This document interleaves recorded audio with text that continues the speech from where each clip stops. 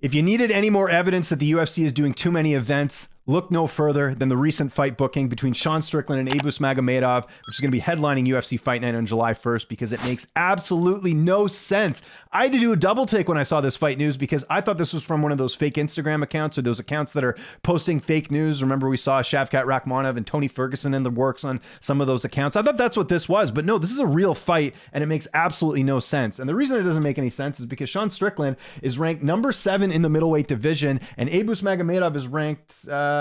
he's not ranked. Why? Because he has one UFC fight. And I know in the past we've seen cases where, guys come from other organizations, or in the case of like an Alex Pereira was a kickboxing champion and had a win over the middleweight champion, Israel Adesanya, things like that. I can understand that, but Abus Magomedov is none of those things. In fact, he's got 4 losses. I think he's a very good fighter, but I also think this is not even a case of a guy who's undefeated and it's like, let's see what he can do. Like a Bo Nickel, right? That's a good example too. This would be like the equivalent of Bo Nickel got this fight, which I would be upset with, and I think other people would too, because why even have rankings? Now, look, I know the rankings aren't perfect. I know there's a lot of times they don't follow the rankings, but when you make fights like this, honestly, you might as well just take the page down and never reference it again. You might as well never put a number next to any fighter's name, because this makes absolutely no sense whatsoever. I want to go back a little bit with Sean Strickland, okay? Last July, let's go back to that. Was fighting Alex Pereira at UFC 276. Do you remember that press conference? Sean Strickland won everyone over. Really good trash talk. Had Strickland won that fight, I'm pretty sure we would have seen him and Israel Adesanya next. Strickland was on a 5-fight win streak,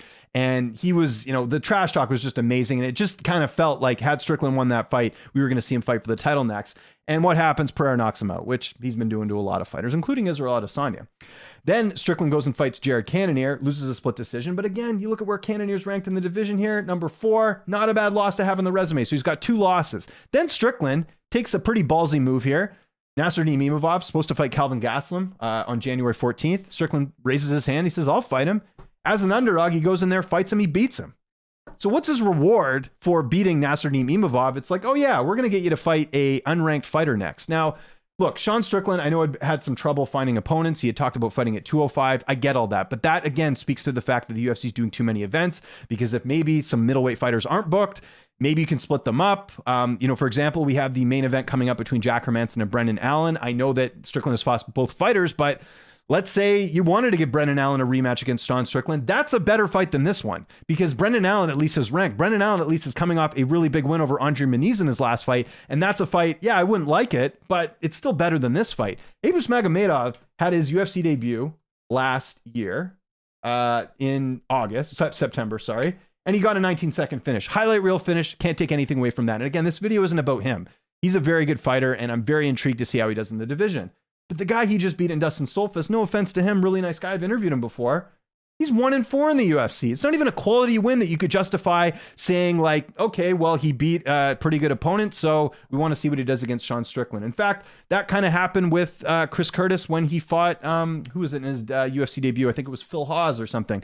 Again, but that was a short notice situation. So it's a little bit different here. If you look at here, right? I think it was Phil Hawes, right, in his debut. Yeah, he fought Phil Hawes. And really, for Hawes, he had a lot to lose in that fight. But Strickland has a lot to lose here, because he's fighting a guy who's unranked, and Strickland's the one who's built up his profile in the middleweight division, and before that, the welterweight division. Abus hasn't had to do that. So really, this is a no-risk fight here for Abus Magomedov. He could go out there and lose this one. It's not a big deal. He shouldn't have got this fight to begin with. If Strickland loses this fight, that's going to be 3 losses in his last 4 for a guy that an opponent that really didn't even deserve this opportunity. So I don't get this at all. I mean, I get it, because again, they're doing too many events. So this is what the result of that is getting fights like this. And I know there's going to be people in the comments arguing about, oh, well, what about Sean O'Malley when he got like big opportunities? I've heard this argument before. About how Sean O'Malley, gets preferential treatment and all this stuff. Okay, this, you know what the equivalent of this would be? If Sean O'Malley's UFC debut was against Terrion Ware, right? Yeah, it was. So that'd be the equivalent of this. Sean O'Malley beat Terrion Ware and then fought like Cody Garbrandt or Dominic Cruz. People would have been upset with that too, but that's not what happened. Sean O'Malley had to fight Andre Sukumta, then he fought Quinones and Wineland, and then it was a build-up, okay? So that's, the O'Malley thing's a little bit different. I know people weren't necessarily happy about him fighting Piotr Jan, but again, he's Sean O'Malley. He's a unicorn. Sean O'Malley is in a unique situation because extremely popular, very good, branded fighter, exciting fighter. There's a lot of things there. I mean, Abus is exciting as well, but just doesn't have anywhere close to the profiles like a Sean O'Malley. And I'm sure there's other examples I can't think of right now of fighters that got opportunity to deserve, but usually that's a short notice opportunity, like I mentioned there with Chris Curtis.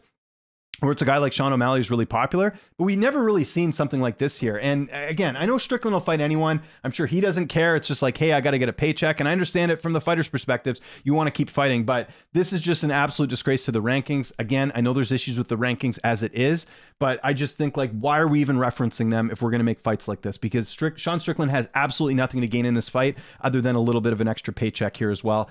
And, you know, speaking of other options as well, like, what's going on with Paulo Costa right now? Is he injured? He just signed that new contract. Is the plan for him to fight Chimaev in October? Why are you making him wait that long? Like, that doesn't make any sense either. You know, Dracus, I think, would have made sense here. I'll do a video later on Dracus fighting Whitaker, but I think Dracus and Sean Strickland made a ton of sense here. Why couldn't Strickland wait? You know, actually, I shouldn't even say wait. I think the week later they're doing Dracus and Whitaker, right? And I know they needed to beef up the International Fight Week card, but again, if they weren't doing so many events, they could have done a Dracus and Strickland fight. That was the fight to make, actually. Now that I'm looking at it here, kind of real time, that would have made more sense. I would have been fine with Roman Dolidze. He's coming off a win over Marvin Vettori. That would have made sense. Kelvin Gastelum just got a good win over Strickland's teammate, Chris Curtis. That would have made more sense than this. So that's kind of what I'm getting at here, guys. I don't like this at all.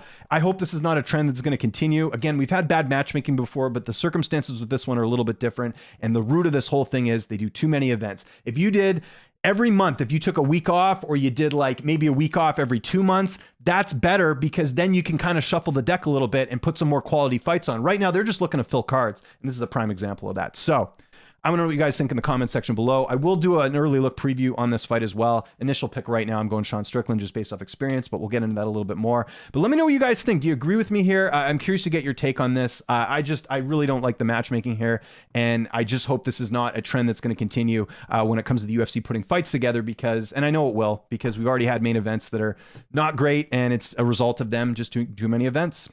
Make sure you follow me on Twitter, Instagram, and TikTok at Lynch on Sports. I'm James Lynch. Thanks so much for watching, and I'll see you next time.